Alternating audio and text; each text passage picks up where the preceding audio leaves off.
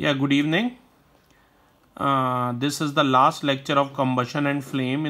Already I have told you about calorific values, the amount of heat produced by burning 1 kilogram of substance. As you can see a table in front of me in which you can see different calorific values of different substances, such as cow dung, it's 6,000 to 8,000 kilojoule per kilogram. For petrol and diesel it is 45,000 kilojoule per kilogram, and for hydrogen it is highest 1.5 lakhs kilojoule per kilogram, right? पर बेटा ये fossil fuel burn करने से इसके काफ़ी harmful products release होते हैं और इंक्रीजिंग फ्यूल कंजप्शन का हमारे एनवायरनमेंट पे भी काफ़ी बुरा प्रभाव पड़ता है। जैसे कि कार्बन फ्यूल जो हैं, जैसे कि वुड, कोल, पेट्रोलियम, ये अनबर्न्ड कार्बन पार्टिकल्स को रिलीज करते हैं। काफ़ी समय तक वुड को यूज़ किया जाता था डोमेस्टिक और इंडस्ट्रियल फ्यूल। मैंने आपको बताया था एक एलपीजी का सिलेंडर 4 लोगों के लिए 1 महीने तक चलता है लगभग, और अगर इतना ही फ्यूल आपको वुड चाहिए तो एक कमरा पूरा भर के रखना पड़ेगा वुड का, राइट? तो ध्यान रखिए, काफ़ी समय तक वुड को ही यूज़ किया जाता था डोमेस्टिक और इंडस्ट्रियल फ्यूल, पर अब या तो उसे कोल से रिप्लेस किया गया है, जैसे तंदूर में कोल वगैरह को बर्न किया जाता है। जब मैं बेटा आपकी एज का था तब अंगीठी यूज़ होती थी, राइट? उसमें भी हम कोल को बर्न करते थे, पानी वगैरह गर्म करते थे, सब्जी भी बन जाती थी, I remember. But my grand mom always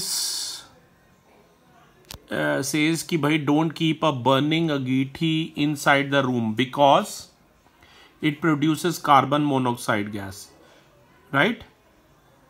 In many rural parts of our country, people still use wood as a fuel because of its easy availability and low cost.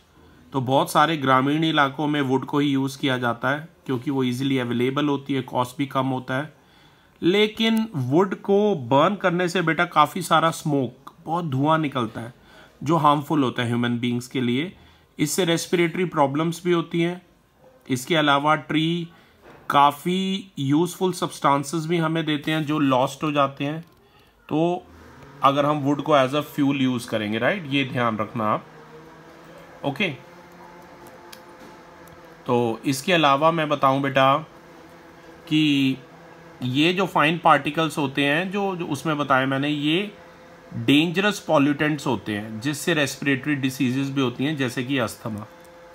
Incomplete combustion जो होता है इन fuels का, वो carbon monoxide gas release करता है, काफ़ी poisonous gas है। मैंने पहले ही बताया कि अगर आप कोल को बर्न कर रहे हैं एक बंद कमरे में तो कार्बन मोनोऑक्साइड गैस प्रोड्यूस होती है जिससे सोते हुए मृत्यु भी हो सकती है, राइट? तभी मैंने बताया ना कि भाई कभी भी बर्निंग अंगीठी या बर्निंग तंदूर कभी भी एक क्लोज रूम में नहीं रखना चाहिए, ठीक है? ओके बेटा, नेक्स्ट पॉइंट इज कभी भी ऐसे रूम में नहीं सोना चाहिए जहां पर हमने कोल बर्न किया हो, राइट? अभी हम एक रिजॉर्ट में रुके थे, वहां भी कोल वगैरह ओपन में बर्न करके उन्होंने ऐसे लगाई हुई थी fire, bonfire and all that. Next is combustion of most fuels releases carbon dioxide in the environment. इस इंक्रीजिंग CO2 की वजह से ही ग्लोबल वार्मिंग होती है, ये ध्यान रखना। Global warming is the rise in temperature of the atmosphere. Atmosphere के टेम्परेचर में जो राइज हो रहा है अर्थ के टेम्परेचर में, उसी को ग्लोबल वार्मिंग कहते हैं। इससे काफ़ी और चीज़ें भी रिजल्ट में हो सकती है, जैसे पोलर ग्लेशियर्स मेल्ट हो सकते हैं जिससे सी लेवल राइज कर जाएगा, और जो कोस्टल एरियाज हैं वहाँ फ्लड आने के चांसेस बढ़ जाएंगे। लो लाइंग कोस्टल एरियाज में इवन भी परमानेंटली सबमर्ज अंडर वाटर, ये ध्यान रखना। Burning of coal and diesel releases sulphur dioxide gas, ये काफ़ी सफोकेटिंग होती है, कोरोसिव गैस होती है।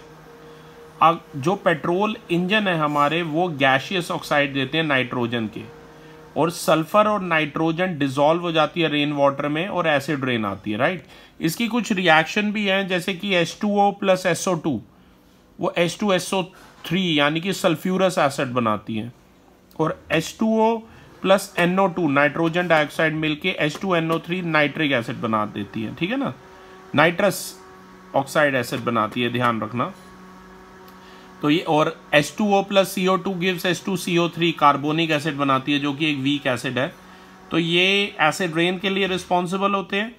काफ़ी हार्मफुल है एसिड रेन। ताजमहल का कलर भी जो है वो एसिड रेन की वजह से येलो होता जा रहा है, आपको पता है। The use of diesel and petrol as fuels in automobiles is being replaced by CNG। आजकल CNG एक क्लीनर फ्यूल है, अगर वो बर्न होती है तो O2 और H2O ही मिलता है, राइट। तभी दिल्ली में सारी बसेस वगैरह भी CNG है, क्योंकि CNG प्रोड्यूस करती है हार्मफुल प्रोडक्ट्स काफ़ी स्मॉल अमाउंट में, और ये क्लीनर फ्यूल है। तो क्लास ये था हमारा चैप्टर जिसमें हमने क्या क्या सीखा है, एक बार पूरी समरी बता देता हूँ। ऐसे सब्सटेंसेस जो बर्न करते हैं एयर में उन्हें कंबस्टिबल कहते हैं। ऑक्सीजन काफ़ी ज़रूरी है कंबशन के लिए, बगैर ऑक्सीजन की कंबशन पॉसिबल नहीं हो पाएगा। कंबशन के प्रोसेस में हीट और लाइट गिवन आउट, क्योंकि एक्सोथर्मिक रिएक्शंस होती हैं। इग्निशन टेम्परेचर एक ऐसा टेम्परेचर है जिस पे कोई भी कंबस्टिबल सब्सटेंस आग पकड़ लेता है। इनफ्लेमेबल सब्सटेंसेस काफ़ी लो इग्निशन टेम्परेचर वाले होते हैं। Fire can be controlled by removing one or more requirement essential for producing fire. Water is commonly use to control fire but it can't be use for involving electrical fire cause by electrical equipment or oils. बहुत सारे तरह के combustion होते हैं, जैसे rapid combustion, spontaneous combustion या explosion. 3 तरीके का फ्लेम होता है बेटा, dark zone, luminous and non luminous zone. एक आइडियल फ्यूल जो होता है वो cheap, easily available, readily combustible, easily transportable होना चाहिए। इसकी कैलोरीफिक वैल्यू हाई और इग्निशन टेम्परेचर मॉडरेट होना चाहिए। फ्यूल्स की एफिशिएंसी डिफर करती है, आपको पता ही है, उनका कॉस्ट भी। फ्यूल जो एफिशिएंसी होती है उसे हम कैलोरीफिक वैल्यू की टर्म में ही एक्सप्रेस करते हैं, यू नो दैट। इसके अलावा अनबर्न कार्बन पार्टिकल जो एयर में प्रेजेंट होते हैं काफ़ी डेंजरस पॉल्यूटेंट होते हैं, जिससे रेस्पिरेटरी प्रॉब्लम्स हो सकती हैं। और इनकम्प्लीट कंबशन किसी भी फ्यूल का पॉइजनस कार्बन मोनोऑक्साइड गैस देता है। और increase percentage of CO2 in air has been link to global warming. जो ऑक्साइड है सल्फर और नाइट्रोजन के, वो burning of coal, diesel, petrol जो एसिड रेन कॉज करते हैं। तो class this was your chapter combustion and flame, class 8 from NCERT। Thank you.